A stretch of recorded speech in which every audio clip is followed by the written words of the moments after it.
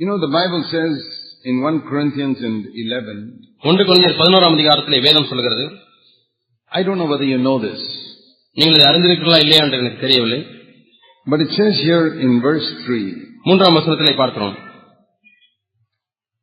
Christ is the head of every man and man is the head of a woman.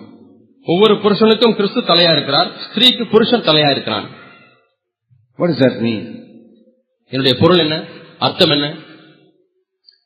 What does the head do தலை என்ன செய்கிறது to the rest of the body? மீதியுள்ள சரீரத்திற்கு இந்த தலை செய்கிற பணி என்ன? One thing, the head controls every part of the body, tells it what to do. தலை செய்கிற ஒரு பணி என்னவென்றால் ஒவ்வொரு அவயத்தையும் என்ன செய்ய வேண்டும் செய்யக்கூடாது என்று கட்டுப்படுத்துகிறது. That is one side. அது ஒரு பக்கம். The other side is the head cares for every part of the body. இன்னொரு பகுதி என்னவென்றால் சரீரத்தின் ஒவ்வொரு பகுதியையும் அந்த தலை பொறுப்படுத்திக் கொள்கிறது அல்லது அதற்காக கரிசனைப்படுகிறது. There's a stomach ache or an injury in the hand or anything, the head immediately organizes the other members of the body to do something about it. வயிற்றுவலி வந்தாலும் சரி அல்லது கையிலே வலி வந்தாலும் சரி, உடனடியாக இந்த தலையானது மூளையானது மற்ற அவயவங்களுக்கெல்லாம் இதை எப்படி பராமரிப்பது, எப்படி அதை தீர்ப்பது என்று சொல்லி அதை ஒழுங்குபடுத்துகிறது. We can say there are two main functions of a head. ஆகவே நாம் என்ன சொல்லலாம் என்றால் தலைக்கு ரெண்டு பிரதானமான பணிகள் இருக்கிறது. One is to control all the actions of the body and tell it what to do. ஒன்று எல்லா சரீரத்தின் அவயவங்களுக்கும் என்னென்ன காரியங்களை செய்ய வேண்டும் என்கிற கட்டளையை பணிக்கிறது. The other is to care for any injury or hurt or any need any part of the body has. இன்னொரு பணி என்னவென்றால் அவயவங்களுக்கு என்ன தேவை இருக்கிறது அல்லது ஏதாவது புண்பட்டு விட்டதா, வலி ஏற்பட்டு விட்டதா என்று பார்த்து அதற்கு உரிய காரியங்களை செய்கிறது. Now we see this very clearly in our relationship with children. பிள்ளைகளோடு கூட நமக்கு இருக்கக்கூடிய உறவிலே நாம் இதை பார்க்கிறோம். You know, small children cannot even go out on the road on their own. சின்ன பிள்ளைகள் தாங்களாகவே சாலையிலே கடக்க முடியாது, சாலையிலே போக முடியாது. We have to teach them what to do, what not to do. என்ன செய்ய வேண்டும், என்ன செய்யக்கூடாது என்று நாம் அவர்களுக்கு சொல்லிக் கொடுக்கிறோம். But we also care for them if they are injured or hurt or sick.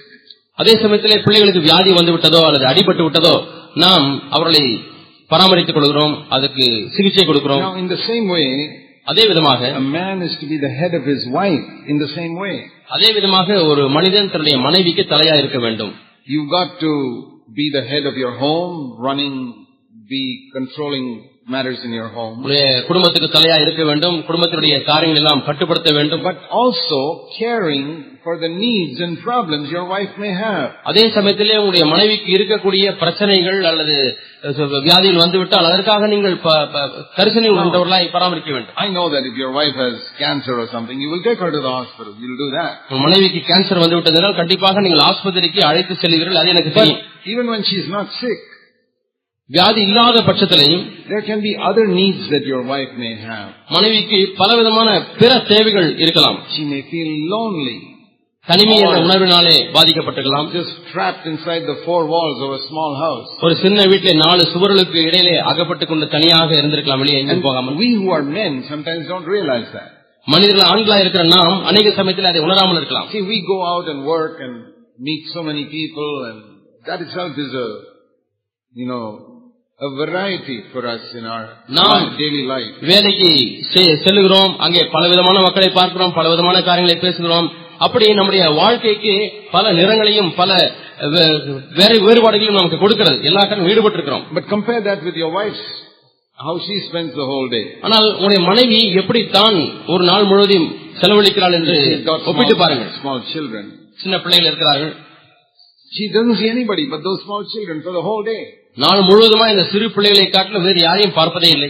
And she is like trapped inside a prison of 4 walls, which is your house. 4 சுவர் கொண்ட ஒரு சிறையிலே அடைப்பட்டது போல உங்கள் வீட்டுக்குள்ளாகவே அடைந்து கிடக்கிறார். And inside that prison there is one child is asking this, another child, and it is tremendous job the wife. சிறைச்சாலை போல இருக்கக்கூடிய அந்த சிறு அறையிலே ஒரு பிள்ளை இதைத்தாமா என்று கேட்கிறது, அடுத்த பிள்ளை வீல் என்று கத்துக்கிறது, பெரிய ஒரு பொறுப்பு. And when we come home, நான் வீட்டுக்கு வரும்பொழுது we think the wife has done nothing the whole day. அவள் என்ன சும்மா வீட்டில் தானே இருந்தால் ஒன்றுமே செய்யவில்லை என்று நாம் எண்ணலாம். We need to understand that can be a big problem. Some wives feel, I'm just locked in a prison the whole day, every day after day after day, year after year after year. ஒவ்வொரு நாளும் மாதந்தோறும் வருஷந்தோறும் ஒரு சிறைச்சாலைக்குள்ளே அடைபட்டு இருக்கிறது போலவே நான் வீட்டுக்குள்ளேயே அடைந்து இருக்கிறேனே, அதுவே அவர்களுக்கு ஒரு பிரச்சனையா இருக்கலாம். A good husband will try to understand the loneliness and the difficulty of his wife. ஒரு நல்ல கணவன் தன்னுடைய மனைவியினுடைய தனிமையை நன்றாக புரிந்து கொள்வான், மனைவியுடைய கஷ்டங்கள் என்ன என்பதை உணர்ந்து கொள்வார். The same way a good father must be friend with his children. அதே போல நல்ல அப்பாவா இருக்கக்கூடிய தகப்பனா இருக்கக்கூடிய ஒருவர் தன் பிள்ளைகளோடு கூட நண்பர்களாய் மாறிவிட வேண்டும். See, unfortunately in India we don't have that image of a father. துரதிர்ஷ்டவசமாக இந்தியாவிலே அப்படிப்பட்ட ஒரு காரியத்தை நாம் தகப்பனிடத்திலே பார்க்க முடிவதில்லை. We've got the picture in India from old generations of a father who is to be respected. அப்பா என்று சொன்னால் அவருக்கு மதிப்பு மரியாதை கொடுக்க வேண்டும் என்கிறதான நம்முடைய பழைய கலாச்சாரத்திலிருந்து நாம் அதை பெற்றுக்கொண்டோம் பல தலைமுறைக்கு முன்பதாக இருந்தது. In many cultures they go down and touch the father's feet. அநேக கலாச்சாரத்திலே மகன் என்று சொன்னால் அப்பாவுடைய காலிலே விழ வேண்டும் என்று சொல்லி காலை தொட்டு கும்பிடுவார். Father is someone to be respected and little distant from the children. அப்பானா பயப்படுவாங்க. அப்பாவுக்கும் மகனுக்கும் பார்த்தால் பெரிய ஒரு இடைவெளி எப்பொழுதும் காணப்படும். And we don't go to in the older generation and all, nobody went to their fathers if they had a sexual problem. பழைய தலைமுறையிலே நாம் பார்க்கிறோம், பிள்ளைகளுக்கு பாலியல் சம்பந்தமான பிரச்சனை இருக்குது என்று சொன்னால் தகப்பனிடத்திலே வழக்கமாய் போக மாட்டார்கள். All young men, when they come to 13, 14, 15 and all, they begin to have some sexual problems. எல்லா ஆண்களுக்கும் 13, 14, 15 வயது வரும்பொழுது பாலியல் தொடர்பு சம்பந்தமான பிரச்சனைகள் ஏற்படுகிறது. They begin to have so many thoughts and questions. ஏன் இது இப்படி, ஏன் அது அப்படி என்று சொல்லி பலவிதமான கேள்விகள் அவருடைய மனதுக்குள்ளாக எழும்புகிறது. That's true of all of us. நம்ம எல்லாருடைய விஷயத்திலேயும் இது உண்மை. Then gradually you get into your teenage years, you begin to develop bad sexual habits. 10 பருவத்துக்குள்ளாக நுழையும் பொழுது கெட்ட பாலியல் பழக்க வழக்கங்களை அவர்கள் கற்றுக்கொள்கிறார்கள். You don't know what to do. என்ன செய்வது என்று உங்களுக்கு தெரியவில்லை. And so where do you get all your information from? ஆகவே இப்பொழுது உங்களுடைய தகவல்கள் எல்லாம் எங்கிருந்து பெறப்போகிறீர்கள்? On this subject. இந்த குறிப்பிட்ட பாடத்திலே From your friends in school. அந்த உங்களுடைய பிள்ளைகள் தங்களுடைய கல்லூரியிலேயோ பள்ளியிலேயோ உள்ள மற்ற நண்பர்களிடத்திலிருந்து தான் தகவல்களை பெறப்போகிறார்கள். In the neighborhood.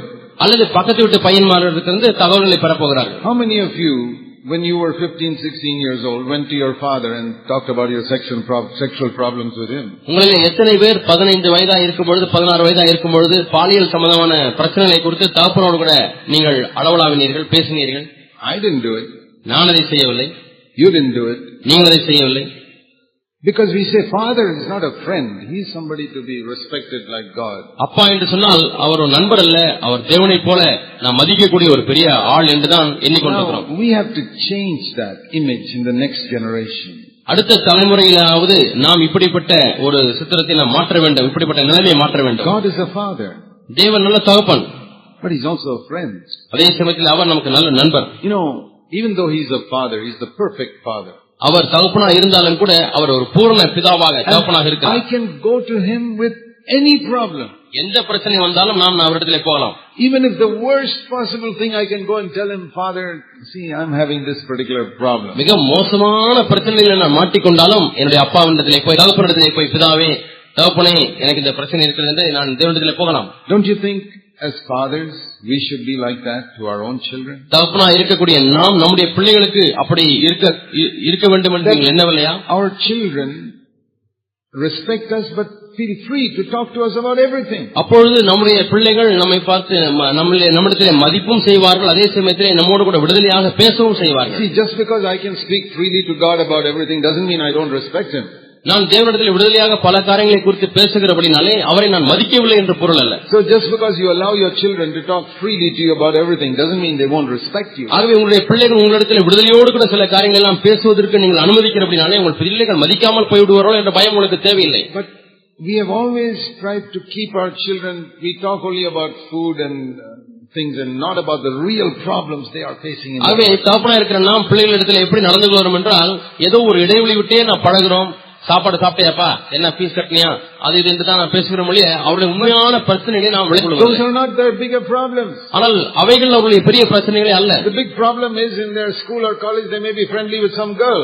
அவருடைய பெரிய பிரச்சனை என்றால் உங்களுடைய பையன் ஒரு பெண்ணோடு கூட பழகி இருக்கலாம், அல்லது உங்கள் பெண் பிள்ளை பையனோடு கூட சிநேகமாய் மாறி இருக்கலாம். And they won't talk to you because you're afraid to talk to you.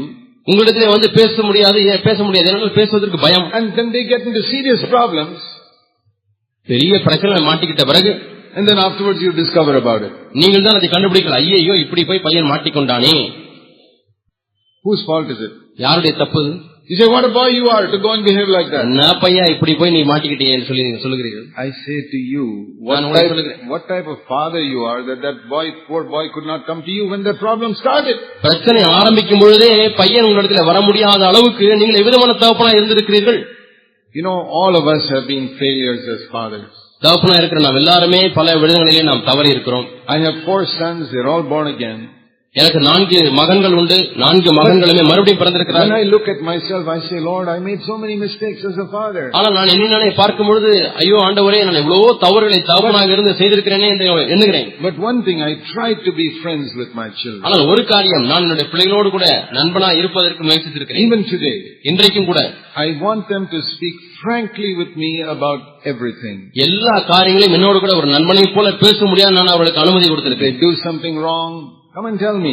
அவர் தவறு செய்துவிட்டால் என்னிடத்தில் வந்து சொல்லுங்கள் என்று சொல்லுகிறேன். I want to encourage all of you fathers. ஆகவே தகப்பன்மாரா இருக்கிறவங்க எல்லாரையும் நான் உற்சாகப்படுத்த விரும்புகிறேன். Friends with your children. பிள்ளைகளோடு கூட நண்பர்களாய் மாறிவிடுங்கள். Encourage them to be open with you. உங்களோடு கூட வெளியரங்கமாய் பேசுவதற்கு அவர்களுக்கு உதவி செய்யுங்கள். The initiative for that has to come from you. அதற்கு முதல் படி யார் எடுத்து வைக்க வேண்டுமானால் நீங்கள் தான் முதலாவது. If your children are small now, then it's very easy to start. உங்க பிள்ளைங்க சின்ன பிள்ளைங்களா இருந்தா ரொம்ப ஈஸி, இப்பொழுதே நீங்க அதை ஆரம்பிச்சிடலாம். If your children are grown up, then it's a little more difficult. உங்கள் பிள்ளைகள் வளர்ந்து விட்டால் அப்பொழுது இது போல நிலைமை ஏற்பட கடினமாகிவிடும். If your children are small, now is the time to start being friends with them. உங்கள் பிள்ளைகள் சிறுவர்களா இருக்கும் பொழுதே இப்பொழுதே நீங்கள் அவளோடு கூட நண்பர்களாய் மாறிவிடுங்கள். Talk to them about every little thing. ஒவ்வொரு சிறு காரியங்களை குறித்து நீங்கள் பேசுங்கள். What is happening in their school? அவளுடைய பள்ளியில் என்ன நடக்கிறது, சிறு வயதிலே பள்ளியில் என்ன நடக்கிறது. When my children used to come back from school, my wife used to talk to them every day. What happened in school and every little thing. என்னுடைய பிள்ளைகள் பள்ளியிலிருந்து திரும்பி வரும்பொழுது என்னுடைய மனைவி ஒவ்வொரு நாளும் ஒவ்வொரு பிள்ளைகளிடத்திலும் மகனிடத்திலும் இன்னைக்கு பள்ளியில் என்ன நடந்தது என்று பேசுவாள். See, that's one reason my wife never went to work.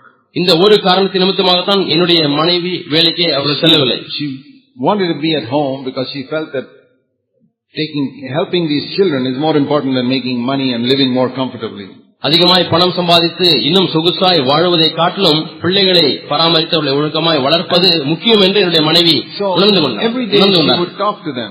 ஒவ்வொரு நாளும் என்னுடைய மனைவி பிள்ளைகளிடத்தில் பேசுவார். What happened in school, and if you ask them to speak when they are young, they are more open to speak. சின்ன வயசுலேயே பேசுவதற்கு நீங்கள் செய்து விட்டால் அவர்கள் வெளிரங்கமாய் பேச அப்படியே ஆரம்பித்து பழகி விடுவார்கள். I want to say to you that we are living in terrible times for our young people. நாம் இந்த காலத்திலே வாழ்கிறோம் என்றால் நம்முடைய வாலிபர்களுக்கு பயங்கரமான ஒரு காலமாய் இந்த காலம் இருக்கிறது. 50 years ago when I was a young man, it was much easier. 50 ஆண்டுகளுக்கு முன்பாக நான் ஒரு வாலிபனா இருந்த பொழுது நல்ல வாழ்க்கை வாழ்வது எவ்வளவு எளிதாக இருந்தது. But today it is so difficult for our young people. ஆனால் இன்றைக்கு நம்முடைய வாலிபர்களுக்கு கடினமான காலங்களை சந்தித்துக் கொண்டிருக்கிறார்கள். Even when I brought up my children 25 years ago, it was easier than people who are bringing up their children now. 25 ஆண்டுகள் முன்பாக என்னுடைய பிள்ளைகளை வளர்க்கும் பொழுது அப்பொழுது லகுவாக இருந்தது. ஆனால் இப்பொழுது பிள்ளைகளை வளர்ப்பவர்களுக்கு மிகவும் கடினமான காலமாக இருக்கிறது. So much of evil in the world. உலகத்தில் எவ்வளவோ தீமை பெருகிவிட்டது. Particularly sexual evil. குறிப்பாக பாலியல் உறவு சம்பந்தமான தீமைகள். Young people in our churches are getting into all types of sexual problems which their fathers don't know about. தகப்பனுக்கு தெரியாத அநேக பாலியல் உறவு சம்பந்தமான பிரச்சனைகளிலே நம்முடைய சபையில் உள்ள வாலிபர்கள் சிக்கிக் கொண்டிருக்கிறார்கள். So I'm talking about born again children. நான் யாரை குறித்து பேசுகிறேன் என்றால் மறுபடியும் பிறந்த ரட்சிக்கப்பட்ட பிள்ளைகளை குறித்து பேசுகிறேன். Coming to the meetings regularly. ஒழுங்காக கூட்டத்துக்கு வந்து கொண்டிருக்கக்கூடிய பிள்ளைகள். Who look so holy and sing so well when they sit in the meeting. பார்ப்பதற்கு பரிசுத்தவான்களைப் போல இருக்கிற பிள்ளைகள் நன்றாக கூட்டங்களிலே பாடக்கூடியவர்கள்.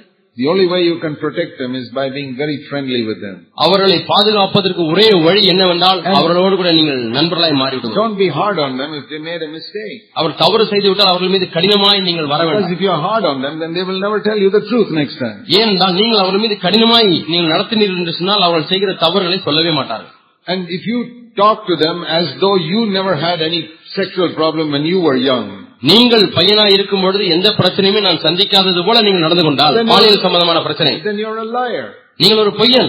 Because when you were young, you also faced those problems in the sexual area. நீங்கள் வாலிபராய் இருந்த பொழுது நீங்களும் பாலியல் சம்பந்தமான பிரச்சனைகளை சந்தித்தீர்கள். So you have to tell your children that is normal, but we have to fight it and overcome it. ஆகவே உங்களுடைய பிள்ளைகளுக்கு இது இயற்கையாக வருவதுதான், ஆனாலும் நாம் போராடி அதை ஜெயிக்க வேண்டும் என்று சொல்ல வேண்டும். This is a very, very big area. இது ஒரு மிகப்பெரிய ஒரு பரந்த ஒரு காரியமா இருக்கிறது. We have to be the leaders. நாம் அவர்களுக்கு தலைவராக இருக்க வேண்டும். You have to be as a father, a shepherd for your children in your home. நீங்கள் வீட்டிலே இருக்கக்கூடிய பிள்ளைகளுக்கு தகப்பனாகவும் அதே சமயத்தில் நல்ல மேய்ப்பனாகவும் இருக்க வேண்டும். And for that you must be their friend. அதற்காக நீங்கள் அவருடைய நண்பர்களாய் மாறிவிட வேண்டும். If they must feel free to come and tell you, listen daddy, maybe only 15 years old, and say, daddy, I'm interested in that girl in my school. ஒருவேளை 15 வயதான் உங்கள் பையனுக்கு இருக்கும், ஆனால் பையன் வந்து அப்பா என் ஸ்கூல்ல இந்த பொண்ணு எனக்கு ரொம்ப பிடிச்சிருக்குப்பா அப்படின்னு உங்கள்கிட்ட விடுதலையா பேசுற அளவுக்கு. What do you say if they come and tell you that? One day your 15-year-old boy comes and says, I'm interested in that girl. ஒரு நாள்ல உங்க பையன் 15 வயசா இருக்கு, எனக்கு இந்த பொண்ணு ரொம்ப பிடிச்சிருக்குப்பான்னு சொன்னா நீங்க என்ன சொல்ல போறீங்க? You are interested in that girl? You say like that? இப்படியா சொல்ற என்று சொல்லி அப்படியே என்ன சாக்கடிச்ச மாதிரி பார்க்க போறீங்களா? I'm sorry. அப்பா மன்னிச்சிருக்கேப்பா, நான் விட்டுறேன். Never again in his life will he tell you the truth. இனிமே உங்ககிட்ட வந்து உண்மையை சொல்லவே மாட்டான். Even if he falls into adultery, he will not tell you. விபச்சாரத்தில் விழுந்தா கூட சொல்லவே மாட்டான். Because when he said a small thing like that, சின்ன காரியத்தை சொல்லும் பொழுது you act as if you never had such problems when you were young. நீங்கள் சிறு பையன் வாலிபனாக இருந்த பொழுது அந்த விதமான பிரச்சனை உங்களுக்கு வராதது போல நீங்கள் பாவனை செய்கிறீர்களே. நாம் ஜெபிப்போம். Heavenly Father, பரலோக பிதாவே, restore the hearts of the fathers to the children. பிதாக்களுடைய இதயத்தை பிள்ளைகளுக்கு திருப்ப மாட்டோம். Restore the hearts of the children to the fathers. பிள்ளைகளுடைய இதயத்தை பெற்றோருடைய திருப்ப மாட்டவரே. And do a miracle in our homes. எங்களுடைய குடும்பங்களிலே ஒரு அற்புதத்தை செய்யும் ஐயா. And let your name be glorified in all of our homes. எங்களுடைய எல்லா குடும்பங்களையும் ஆண்டவரே உம்முடைய நாமம் வல்லமையாய் மகிமைப்படட்டும். Forgive us our past failures. கடந்த கால தோல்விகளை ஆண்டவரே எங்களுக்கு மன்னியும். We have all failed. நாம் எல்லாரும் தவறி இருக்கிறோம். Forgive us. எங்களை மன்னியும் ஆண்டவரே. Cleanse us in the blood of Jesus. இயேசுவின் இரத்தத்தினாலே எங்களை கழுவும் ஆண்டவரே. Help us to do it differently in the future. வரக்கூடிய நாட்களில் வித்தியாசமே வாழ உதவி செய்யும். Fill us with the Holy Spirit. பரிசுத்த ஆவியானவரை எங்களை நிரப்பும். And make our homes like a light that shines in the darkness. இருளிலே பிரகாசிக்கிற விளக்கை போல வெளிச்சத்தை போல எங்கள் குடும்பங்களை மாற்றும். We pray that all our children will be born again.